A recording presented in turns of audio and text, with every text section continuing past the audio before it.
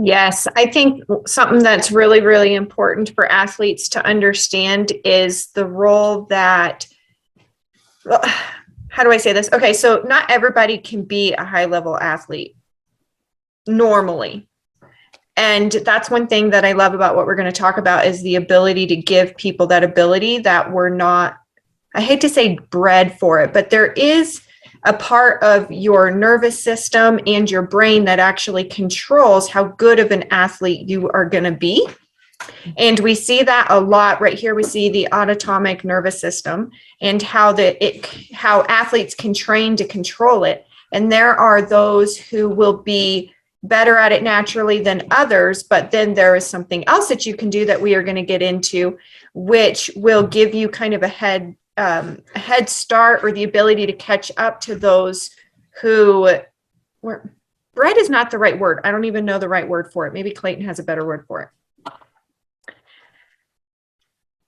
For somebody being naturally good. Well, part of it is genetics. I mean, the fun part with sports performance and athletics, you have multiple components of sports, right? So you do have a major genetic component because you can breed athletics. And coming from someone who's Black Irish, and we joke about this, here where I'm at with my friends, because I was a collegiate athlete.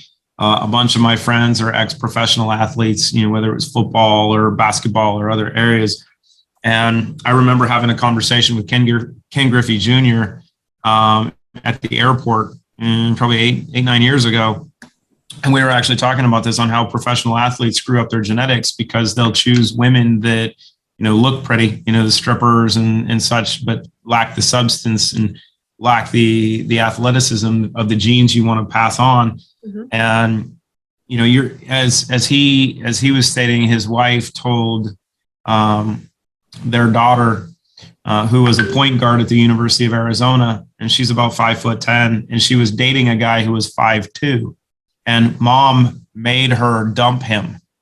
And she told him really clearly, you're either gened up or effed up, and you're not screwing up these genes.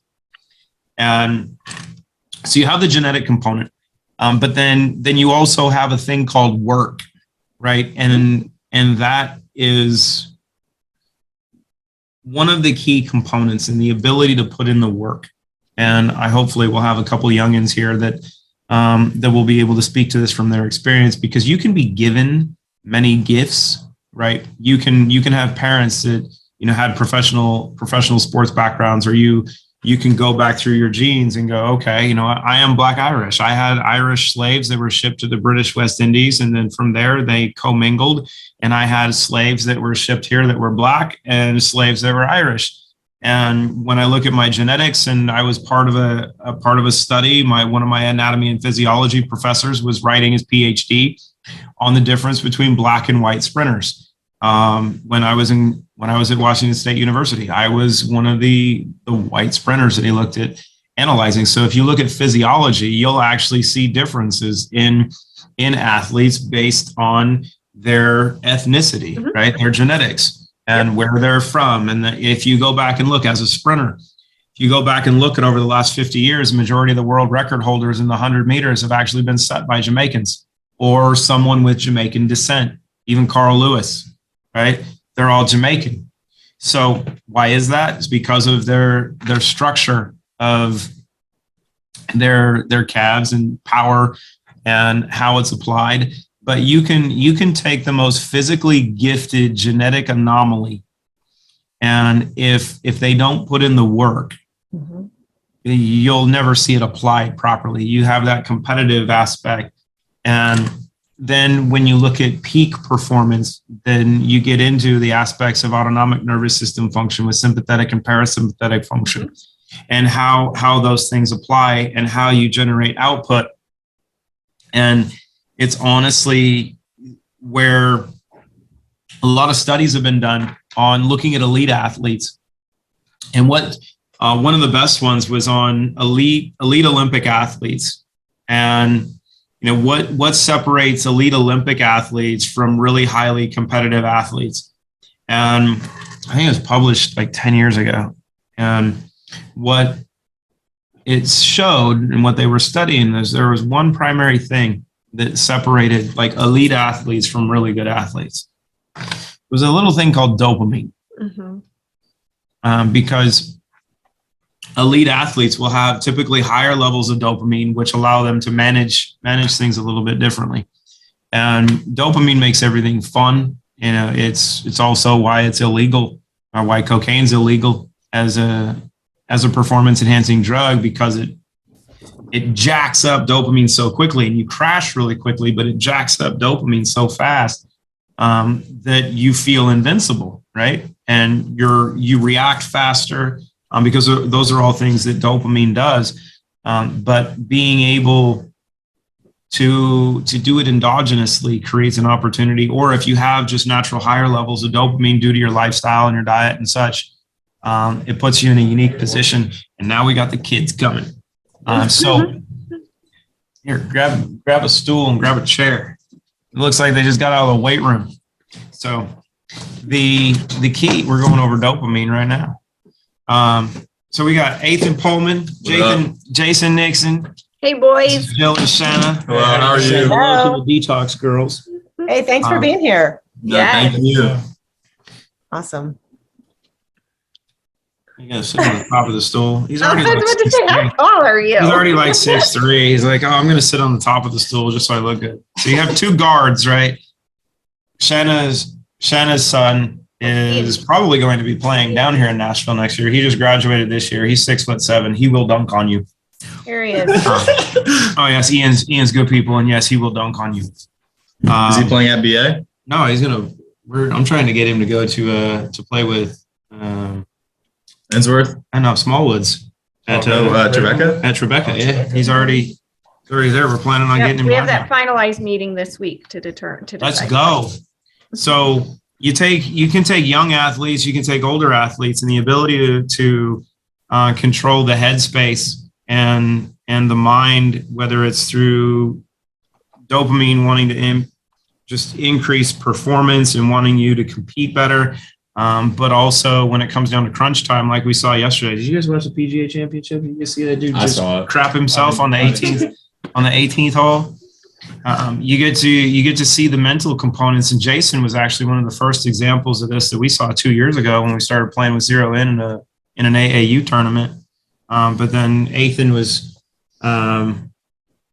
playing with stuff this year for his basketball season. So I'm going to leave it to these guys to talk about their experiences, because if we're talking about young athletes, there's no one better to give feedback on, what you can see as a young athlete than from a young athlete. Because now we've got 3 guys that are going to be playing college basketball in either a year or this next year or in 2 years, because these guys will both be seniors next year. So who wants to go first? Yeah, I mean, we're talking about Let's talk about zero in or talk about zero in. Yeah, zero in. I mean, it's something that Clayton provided with us. What was it? Our 9th grade year for AAU. That was crazy. It was in Georgia, right? Yeah. So we had a tournament in Atlanta, and I don't know. He was like, "Take this pill," and we were like, "All right, Clayton. Like, I don't want to be the guinea pig for your trial here." And so we're like, "All right, we'll take it," because my mom is good friends with Dr. Ram. And I mean, she's probably one of the most brilliant ladies I know. I mean, she's super smart, someone who I trust, someone who my mom trusts. And they trust her, not me. And we take her supplements as well. And so I took it and I'm like, oh shoot, like I'm starting to lock in here. Like I'm starting to, you can kind of feel yourself like dialing in. And we took it before a game. I remember, me and Jason, we both took it, and there was just something that we literally like, it's honestly, you can't describe it almost. It's, you just lock in, and it's something that we start taking before like tests, especially with like exams coming up. It's something I've taken with exams as well for school. It helps you lock in, it helps you study, and it gives you like a better understanding of things and the ability to concentrate more. So it's definitely helped with that. And I was in Atlanta this year playing basketball for high school at a Greater Atlanta Christian. And I had in the starting lineup, it was me, and then we had 2 Division I guys, and we had a D2 guy. And so every game I would pop 2 in my mouth before we played. And they're like, "Yo, AP," that's my nickname. "Yo, AP, what are you doing? Like, are you like taking Adderall before game, or like you're like so sus?" Because I came in mid-year. They're like, "Who's this new kid popping pills before With every single game with floppy hair? Yeah, with a mullet." And I'm like, I'm telling y'all, like, I literally you lock in. And so I gave it to some of my some of the guys on my team, and they're like, "Holy cow!" Like, I remember we played one of the top teams, number 2 team in Georgia with, you may know because you're playing college basketball. It was Jabari Smith's high school team who went to Auburn. We played their team. They had 6 Division I guys on their team, and we literally sent them to double overtime. Like this whole starting lineup took 0 in the pills, and we were all like, "Yo, like this is crazy." It's honestly like it's like going to like another in your mind, like you go to like the next level, like with athletics, academics. You kind of get into that flow, into that realm of, okay, like You zone out. You literally zone out, and it's like you just stop thinking about stuff, you stop worrying about stuff, and it's honestly something that's definitely helped me athletically, academically. Just if I ever need to, hey, I need to crank out some schoolwork for 2 hours, I'll pop 2 0 ins. I remember this year at the start of the year we had like the first day of school, we had an exam, me and Jason, for English. And so to study for that, we both took 2 0 ins. It was like over a book, and we knocked it out. Both did really well. So something that we both like to use, and something I'll continue to use. I'm going to move the screen over. Oh, you're good. There. Your turn. I mean, he basically hit on all the points. I mean, the biggest thing for me is that when I take it, I don't like it's to the point where I'm doing the task and I don't even feel like I'm locked in. Like all of a sudden I'm just locked in. I don't even know how I got there, and I'm just so focused on the task at hand and not worrying about the future or the past or anything. I'm just focused on what is in front of me and getting that done. So I think that's well. The first time a couple of years ago when you got to try them, I watched you with 53 seconds left in the game knock 6 straight free throws down, and asked you after the game what you felt, and your answer was what? I was like, I didn't feel anything. I did not feel anything. Nothing. I just went up there and shot him. I remember I told him, I was like, I didn't even know the score. I just know I had to make him, or I had to make him. Awesome. It's you concentrate so much. Yeah. It's crazy. How has It's also like a positive thing, because like Dr. Ram, I trust her, and I'm not a big fan of like pharmaceuticals myself. Like my mom has gotten pretty sick from taking some like penicillins and pharmaceuticals like that. And so we're a pretty natural family. Like we eat really healthy. We, like my mom makes her own sunscreen. We drink hydroxychloroquine, like ivermectin. I remember my dad wasn't feeling good the other day. She took ivermectin. Like we're pretty natural. And it's something I trust, because obviously I'm not a big fan of big pharma. And so taking something natural and seeing the effects that it has on not only me, but my family and the people around me, it's just, super positive, and something that I'm, greatly appreciative of. I love that. So How it's has it helped you guys in the weight room? Because I know, like, what did it do for you in the weight room, buddy? This is Ian. Nice to meet you. Nice to meet you. Well, once I took 0 in, I noticed like I was just locked in the weight room, even not just on the court. And the court kind of gives you like tunnel vision. Like Yeah. like even in this like big atmosphere, the state tournament, we, there's so many people there. It's so loud. You don't hear anything. You're just locked in. You can't even know what's going on around you. Like the stadium, I can't even remember it. Like that's just how crazy it was for that. But for the weight room wise, I noticed it was helping me just focus like on like my muscles and like what I'm supposed to kind of activate. I guess what's saying is that it increased my squat. Like from the first 2 weeks of taking 0 in, my squat went up 40 pounds. So How much were you squatting before, and what are you doing now? I was squatting 365, and then I started working up, and then I got up all the way to 405, and then now I'm at 415-ish. Just wanted to make sure these guys heard that so they have some room for improvement. They're like, oh man. But it's rare for basketball players to put up that much weight as well. Because it's typically It's like not football. not recommended. But your mom's kind of a beast on her own. So Ian knows genetically. He can just look at his mom and go, he's one of the few guys that can look at his mom and go, she will whoop my hiney. She's a black belt in Kung Fu. I used to train Muay Thai. Awesome. I Yeah. grew up. So actually, that's what I wanted to tell people. That was something that I haven't really talked about much. But so I grew up in martial arts and I was a technical climber. My daddy was a technical climber for search and rescue in Colorado. And growing up in martial arts, I started Shomlung Kung Fu since the time I could walk. And Mama said I walked at 9 months. So from 9 months on, Daddy was training me Shomlung Kung Fu. And so I started traditional Korean Taekwondo whenever I was 10. And I could remember, like, until I started Zero In, I had forgotten what it felt like for the focus. And so whenever I would fight, I was a champion fighter and I trained junior Olympians. And so whenever I would fight, it was like there was nothing else going on. And I could, even though I was staring at the person's chest, so whenever I would stare at their chest, it was like I could see everything. It was almost like an aura around them that I could see everything. But I was so focused on what I was doing that literally my last fight, the only fight I ever lost, I got second place. And the reason I did is they told me, they were like, it was the championship fighting in Texas.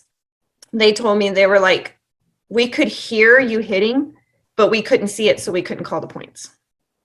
And they were like, we could hear the girl going, oof, oof, but they couldn't see it, so they couldn't call the points. And I had forgotten what that felt like until I started Zero In. And whenever I take Zero In, I actually can feel that rush of dopamine and everything like I did whenever I was a fighter. Yeah. And it's really cool for me because it brings back memories. I'm like, oh.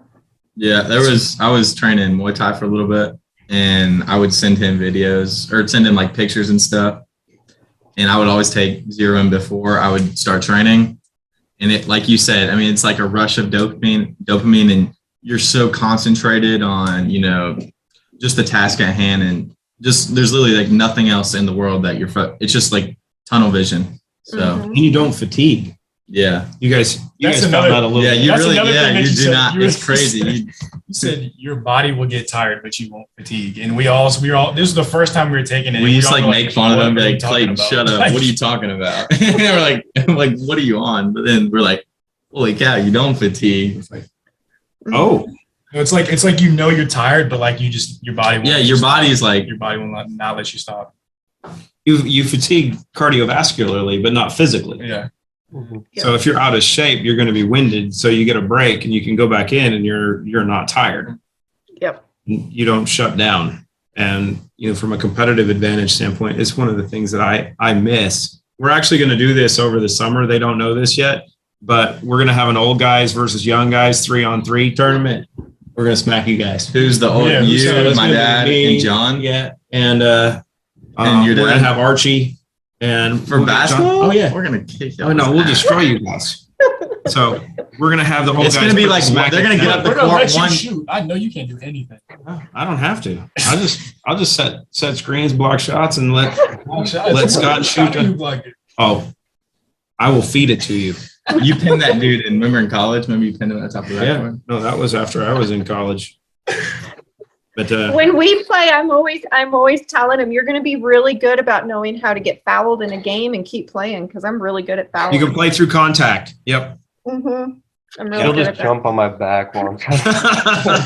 He's 6'7". What else am I supposed to do? He stands there and I'll go to shoot and he just stands there and goes like that. And I'm like, Oh, verticality. I bet. What other insight do you guys have? The clean slate is something I use every night. I don't know if you guys use that as well, but I remember the first time I took it, I took a lot, and I'd never really had like an actual like detox before.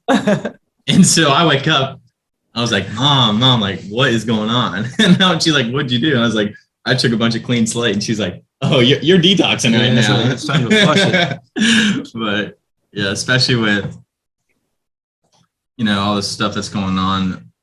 It's just, I don't know. It's just something I find super beneficial for me. I feel it's something that's healthy that I like taking, and, my whole family takes it. So something that you can like feel, especially like the first time, if you haven't used it before, you feel that detox, and then you kind of get used to it after a while.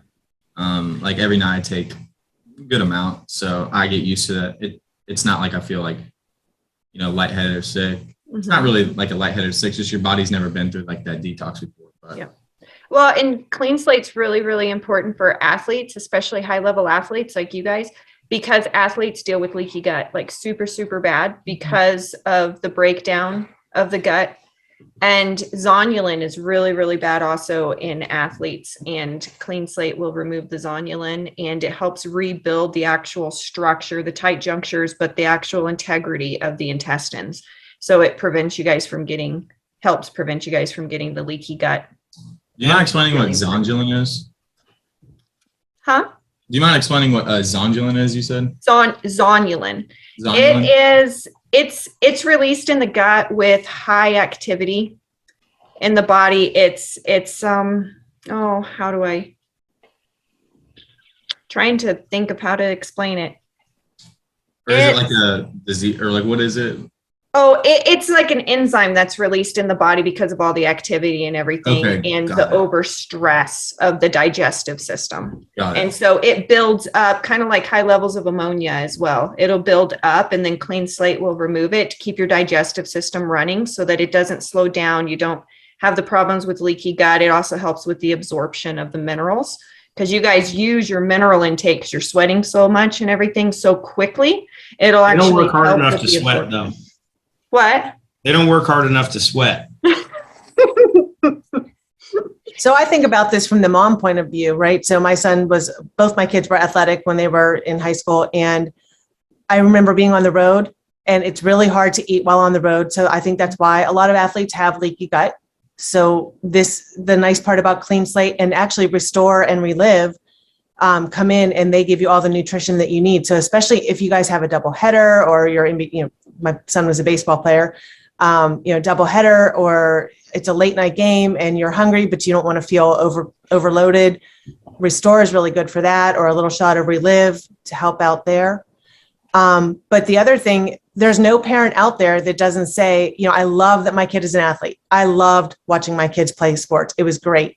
But the fact that Zero In also helps with schoolwork, being able to get it done, keep the grades up. We know how every sport right now is year round. There is no in season. You're always in season. There's always open gyms, and right. So you're always busy. You need to get in, get your work done, get focused. And then that really helps, because when you're looking for athletic scholarship money and say it doesn't cover quite everything, you can pop in there and say, but I'm a great student too. Mm-hmm. So now you're getting the athletic money along with the academic money. That's a win for every parent. You bring up the fun little part of money, which is where these guys are going to be working with me this summer on, and especially now with college athletics having the NIL with your name, image, and likeness opportunities, that the opportunity to use the Root platform to help other athletes. And there's a little bit of an advantage to being the first ones to use stuff like Ethan was talking about. When you give your teammates, a couple capsules to try, and they're like, holy cow, this stuff is amazing. There's the ability to monetize all of that. And as you develop as an athlete, whether you become, more elite or not, the relationships that you develop are very, very valuable. And being able to help people compete at another level. And what's interesting from college, when you look at playing in high school, but then more when you play in college, as you build those relationships, you have some of your teammates that might go on and play elsewhere, might do other things in life. You can actually create the infrastructure that can monetize all of that throughout the duration of your lifetime and those relationships. So it's going to be kind of fun. I Who doesn't agree. want to make money while they're in college? Isn't that the crazy thing? Is that kids now, based on what we know and what we've done, have an opportunity to generate and really develop a massive infrastructure for business development that might make them enough money while they're in college that they really don't think about working. And, you know, if you look at it from a coaching standpoint, for a lot of, well, for college coaches, for high school coaches, for AAU coaches, they spend so much time in developing kids, right? And then the earning potential of those kids is done after those individuals spend time with them. But if you have the right infrastructure, like we have with Root through the social sharing construct, you know, a coach that has a great amount of influence on kids is actually going to be able to continue to monetize those relationships even after they leave, you know, by having them set up as, you know, customer accounts and then being able to share. So like Ethan was talking about, you take a kid like Jabari Parker, that's probably going to be the number one or number Smith. Sorry, Parker was a couple of years ago. But Jabari Smith is going to be either number one or number two in the NBA draft upcoming. His AAU coach or college coach is not going to see any of the benefit of that basketball career financially other than, you know, donations that would come back, which aren't likely. But, you know, being able to create an infrastructure that's monetizable, you know, for providing value is really unique. You bring up a really good point about coaches. There are high school coaches out there and there are college coaches out there, and wouldn't they love to have an edge? They'd love to have their whole team have an edge. Mhm. And Only so- if they like winning. I mean, Only if most, they like to win. most people, you know, have a desire to, you know, continue winning. I think they give awards for that because they don't talk well about the losers. Like the coach that they had. I knew you were going to This say year. that. Yeah, he's not around anymore because he wasn't a very good coach, and he took a couple L's when he didn't need to. So, you know, you don't inspire your players to play well, you don't get to stick around very long. You know, but I think it's really important. And the more you can invest in your youth, the better things are going to be over the long term. And we live in such a unique environment. Now we got monkeypox. You believe that? I'm getting vaxxed. Yeah, you should. Yeah, you should get your shots. That'd be a first. So the interesting part of the environment, and not like they've mentioned, the stress response, being able to manage that, whether it's in school or on a court or in the weight room or at home, and even the environmental stress because of, you know, social activities, you know, whether it's on social media. Like Jason has a massive influence on social media. He's on Instagram. You got what, 5-6 followers like me? I'm not even on Instagram. He's perfect. He's got 7. Yeah, it's more than me. But the key of being able to have something that you can take that's natural, that's safe, that'll actually make you feel better than most of the substances that kids are going to go to street for.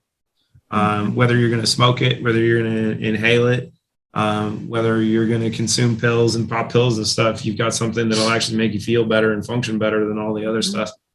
And as you get older, if you want to try that stuff when you're a lot older, then you take a couple zero in with it is even better. Yes. So an important point to point out is that this is banned substance free. It's certified. Yes. So it's safe for all athletes.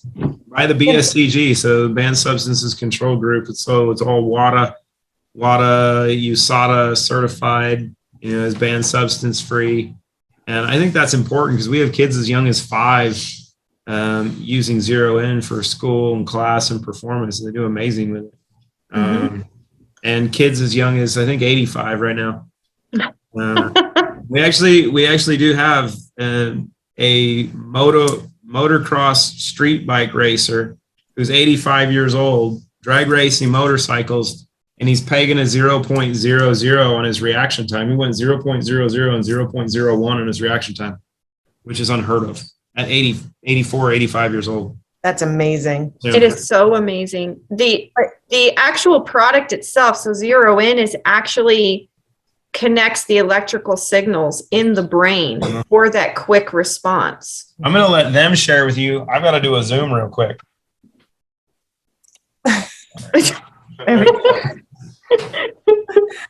Way to go. Oh, now. Clayton just wants the stool. He wants to come back and sit on the higher stool. That's why he laughed. Yeah, thanks. Yeah.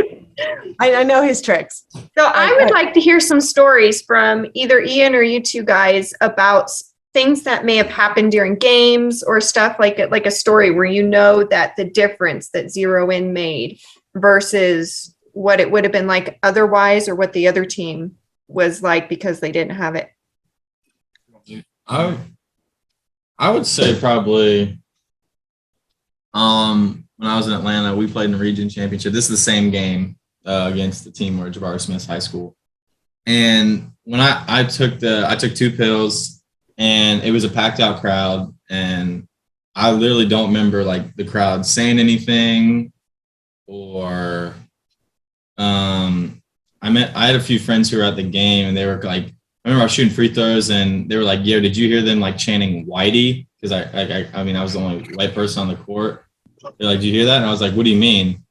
And they showed me a video of everyone being like, their whole student section chanting Whitey, Whitey and stuff. I was like, I'm being serious. I do not remember that. So it was just you zone out, and it's honestly kind of cool because you just lock in on what you're supposed to do, Right. and it's super beneficial, honestly. So that's honestly probably the funniest story I have. Not just funniest, but also like shows like what it's capable of doing. Right. Yeah, like in your memory after the games, it's almost like you just remember the court. You don't even like everything else outside of it's like black. So you just see hoops, court, and then who you're hooping against. That's about it. Yeah, I mean, I have a story similar to his, but it's not. I mean, we were in AAU, and I forget, it's the one that Clayton said. It was like a minute left, and we were up by 1, and I had 6 straight free throws, just back to back to back, and I made like 2 at a time, 2 in a row, 2 in a row, 2 in a row, and I just did not focus on the score, the time. It was just, I got to make a free throw. I got to make a free throw. I got to make a free throw. So Mm-hmm. it's like you zone out, but you zone so much out that you're zoned in. Like it's Yes. Mhm. I think it helps you guys control your heart rate without having to learn to control your heart rate, because that's something that I was taught in martial arts that I've tried to teach the kids, but it's really hard to learn. And I have seen that Ian and his sister both with it, that they're able to control their heart rate and control their breathing to where they don't, not only do they not elevate it so far to where, after you get to a certain point, it's like your mind just blows and you can't control it and it's just too much, right? And with being able to control your heart rate and be able to switch from your sympathetic nervous system to your parasympathetic nervous system between you need to perform, you need to do this, and then you have a 1-minute break and you're actually resting and recovering, to going out and being able to go back out and perform at that high level again and be able to switch just like that. I see that a lot. And I think it's quite incredible because that's something that takes years to learn. Yeah, the heartbeat and the breathing for sure is something that you're not really taught how to breathe correctly a lot of times in sports. Like it's not like for basketball, like we've never been taught how to, a coach hasn't been like, you need to do this, you need to exhale or inhale for this amount of time and exhale for this amount of time. But taking clean slate, it's something that you just get like a natural inhale, exhale, and you're not even thinking about it, but you're getting like the proper, breaths that you need. And you're not, a lot of times when you exercise, a lot of people have a tendency to hold their breath, which is actually not good to do. Mm-hmm.